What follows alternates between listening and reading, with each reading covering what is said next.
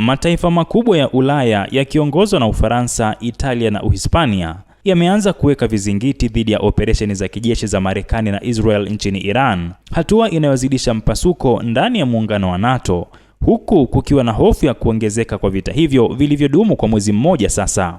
Uamuzi huu wa mataifa ya Ulaya umekuja wakati rais wa Marekani Donald Trump akizishambulia nchi hizo kwa kile alichokiita kutokuwa na msaada katika vita hivyo.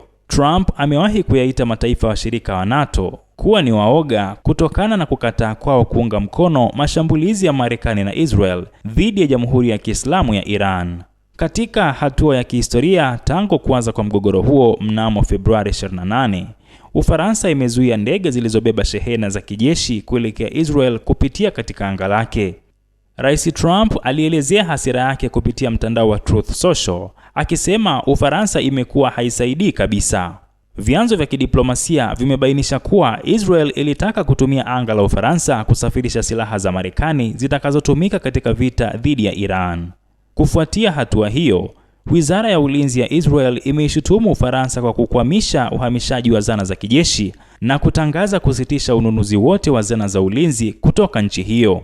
Nchini Italia, serikali imekataa kutoa ruhusa kwa ndege za kijeshi za Marekani kutua katika kambi ya anga ya Sigonella huko Sicily, ingawa waziri wa ulinzi wa Italia Guido Crosetto amekanusha kuwepo kwa mgogoro na Washington. Amesisitiza kuwa matumizi yoyote ya kambi hizo nje ya makubaliano yaliyopo yanahitaji kibali maalum.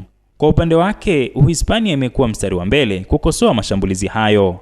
Waziri Mkuu wa Uhispania Pedro Sanchez amekuwa mmoja wa wakosoaji wakubwa wa operesheni za Marekani na Israel, huku waziri wa ulinzi Margarita Robles akisisitiza kuwa Uhispania itaruhusu matumizi ya kambi zake kwa ajili ya ulinzi wa pamoja wa NATO pekee na si kwa ajili ya vita nchini Iran. Uingereza pia haikusalimika na lawama za Trump, ambaye aliishutumu kwa kukataa kushiriki katika kile alichokiita kuiondoa serikali ya Iran.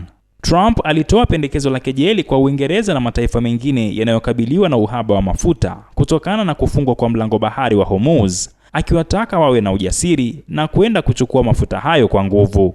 Mpasuko huu unakuja wakati ambapo Ujerumani inayohifadhi kambi kubwa zaidi ya Marekani barani Ulaya, ambayo ni kambi ya Ramstein, ikiendelea kuruhusu matumizi ya kambi hiyo, ingawa rais wa Ujerumani Frank-Walter Steinmeier amewahi kutoa maoni kuwa anaamini vita hivyo ni haramu. Hali hii inaashiria changamoto kubwa kwa uongozi wa Marekani katika kudumisha umoja wa washirika wake wa Magharibi, huku mataifa mengi ya Ulaya yakionyesha wasiwasi kuwa vita hivyo havina msingi wa kisheria wa kimataifa na vinaweza kusababisha maafa makubwa zaidi ya kiuchumi na kibinadamu.